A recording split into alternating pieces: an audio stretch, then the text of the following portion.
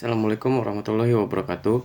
Kami dari kelompok 1 ingin mempresentasikan tentang materi uji klinik. Pada kesempatan kali ini, untuk materi yang akan kami sampaikan yaitu pengertian dari uji klinik, tujuan yang dilakukannya uji klinik, tahap-tahap pengembangan dan penilaian obat, tahap-tahap uji klinik, dan komponen uji klinik. Baik, untuk yang pertama di sini adalah uji klinik, yaitu suatu pengujian khasiat obat baru pada manusia, di mana sebelumnya diawali oleh pengujian pada binatang atau praklinik.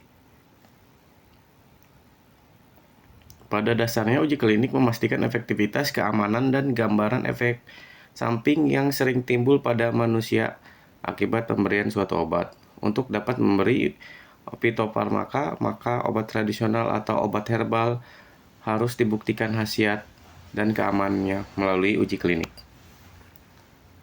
Tujuan dan kepentingan uji klinik. Uji klinik itu bertujuan untuk membuktikan atau menilai manfaat klinik suatu obat, pengobatan, atau strategi terapi tertentu secara objektif dan benar. Dengan kata lain, uji klinik dimaksudkan untuk menghindari prakondong atau bias pemakai obat pasien atau dari perjalanan alami penyakit itu sendiri.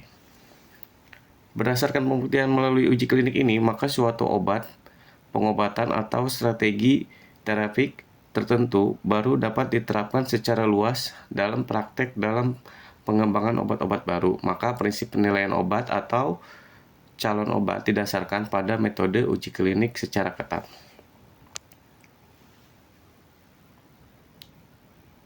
Untuk tahap-tahap pengembangan dan penilaian obat itu ada meneliti dan screening bahan obat, mensintesis dan meneliti zat atau senyawa analog dari obat yang sudah ada dan diketahui efek farmakologinya, meneliti dan mensintesis dan membuat variasi struktur, dikembangkan obat alami dengan serangkaian pengujian yang dilaksanakan secara sistematik, terencana, dan terarah untuk mendapatkan data farmakologik yang mempunyai nilai terapik.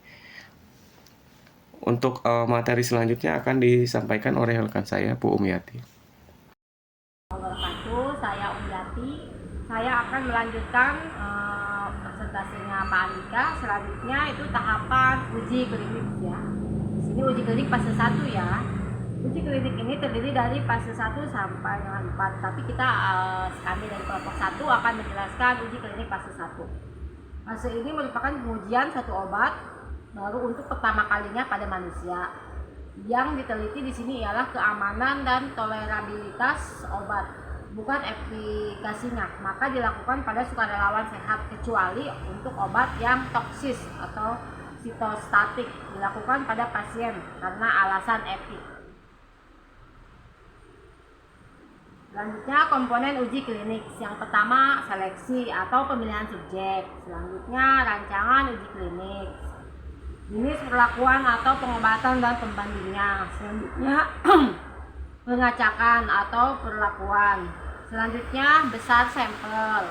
Kemudian penyamaran atau pembuatan blending. Selanjutnya penilaian respons. Selanjutnya analisis dan interpretasi data. Selanjutnya komponen uji klinik.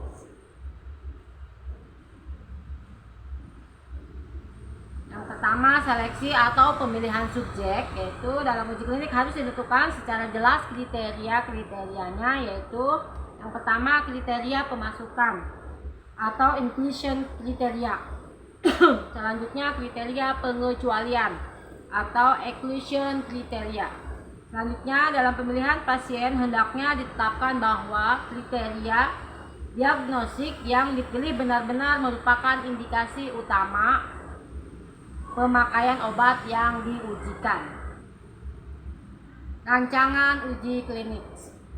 Untuk memperoleh hasil optimal dari suatu uji klinik perlu disusun rancangan atau desain penelitian yang dapat dipertanggungjawabkan secara ilmiah dan etis dengan tetap mengutamakan segi keselamatan dan kepentingan pasien. Selanjutnya jenis perlakuan atau pengobatan dan pembandingnya. Pertama, jenis perlakuan atau pengobatan dan pembandingnya harus didefinisikan secara jelas.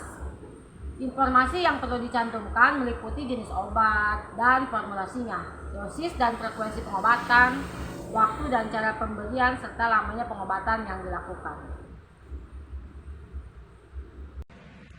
Selanjutnya ada pengacakan atau randomisasi perlakuan, yaitu randomisasi atau pengacakan perlakuan mutlak diperlakukan dalam uji klinik terkendali atau disebut dengan RCT dengan tujuan utama menghindari bias atau pracondong. Dengan pengacakan sebelum uji klinik, maka setiap subjek atau pasien akan memperoleh kesempatan yang sama dalam mendapatkan perlakuan atau pengobatan. Kemudian ada besar sampel. Pertimbangan dalam penentuan jumlah sampel, yaitu derajat kepekaan uji klinik, yang kedua keragaman hasil, dan yang ketiga derajat kebermaknaan statistik. Kemudian ada penyamaran atau pembuatan atau disebut blinding, yaitu yang pertama merahasiakan bentuk terapi yang diberikan, yang kedua dengan penyamaran maka pasien atau pemeriksaan tidak mengetahui yang mana obat yang diuji dan yang mana perbandingannya. Tujuannya apa ya? Tujuannya yaitu untuk penyamaran. Yang pertama ada single blind, jika identitas obat tidak diberitahukan pada pasien. Yang kedua ada double blind, jika baik pasien maupun dokter pemeriksaan tidak diberitahu obat yang diuji maupun pembandingnya. Kemudian yang ketiga triple blind, jika pasien, dokter pemeriksa maupun individu yang melakukan analisis tidak diberitahu identitas obat yang diuji dan pembandingnya. Kemudian ada penilaian respons. Yang pertama, penilaian respons pasien terhadap proses terapeutik yang diberikan harus bersifat objektif. Kemudian respons yang hendak diukur harus didefinisikan secara jelas.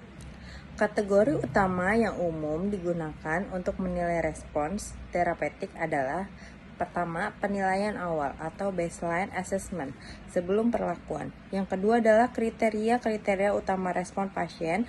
Yang ketiga adalah kriteria tambahan. Dan yang keempat adalah pemantauan pasien. Yang terakhir ada analisis dan interpretasi data, yaitu satu, sangat tergantung pada metode statistika yang digunakan. Dan yang kedua, metode statistika yang akan digunakan untuk analisis data uji klinik harus sudah disiapkan saat pengembangan protokol.